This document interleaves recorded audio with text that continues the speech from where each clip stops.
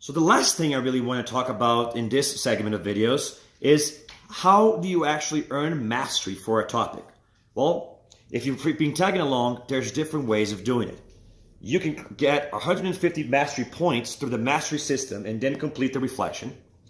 Or you can complete 80% of the project-based learning and also complete the reflection for the topic.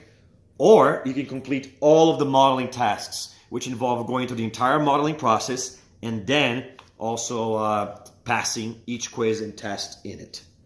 And then completing the reflection tasks. So reflection tasks are always necessary, but any of those can work.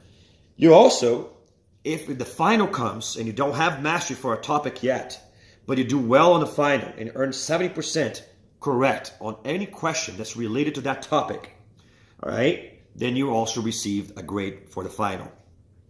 One thing I also forgot to talk about when I talked about the other video, when I mentioned the bosses, is that sometimes I will make the test optional for people who have mastery of all topics. So that means if you've already mastered all topics, you do not have to face the final. Another thing that I will sometimes require is that if you pass the final with 75% or above, you may also earn all the levels that you're missing up to 70%. So if you have empty buckets, I will fill them all up for you if you do well on the test. So it works both ways. Now, one more thing then that we probably should talk about is how your final grade gets calculated. Well, it's kind of like this. Normally, through the gradebook, like I mentioned in the previous video, depending on how many of the buckets that you should have filled, you have filled.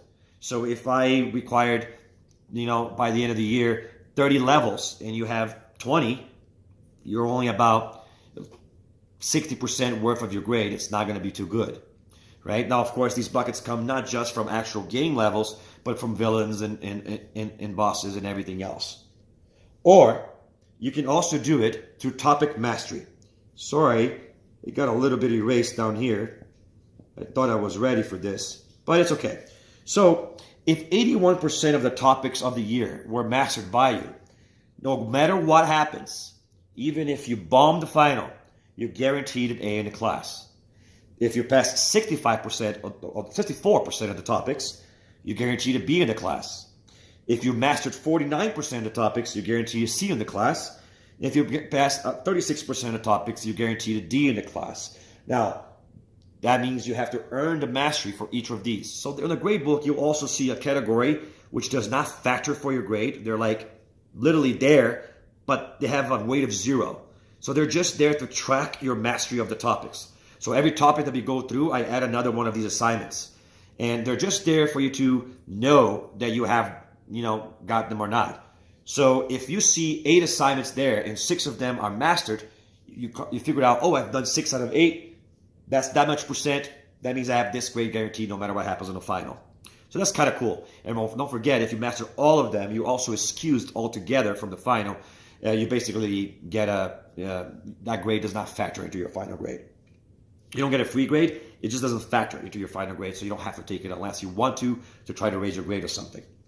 Another way to guarantee passing the class is that if you complete 75% on the final, actually it's the average of the final and midterm. So if I average those together and you earn at least 75% of both the gains and the performance category of those tests, you also cannot fail. You're guaranteed at least a C, right? So that's kind of like how that works.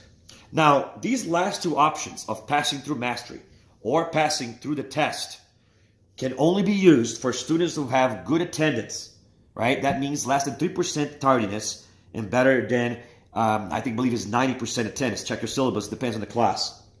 And also good behavior. Now, good behavior in my class doesn't mean always behaving well necessarily, not having ever done anything bad, because no one's perfect. It just means that not having any pending behavioral issues. When you do something bad, when you hurt our friendship, when you hurt our environment in school, that means you have to do something to repair that, to restore that. So if you have not completed the restorative process for something that you have done, then you have a pending behavioral issue, and that means you're not eligible for one of those. So that's kind of in a nutshell how your topic mastery works and how your final grade works. I hope that's helpful.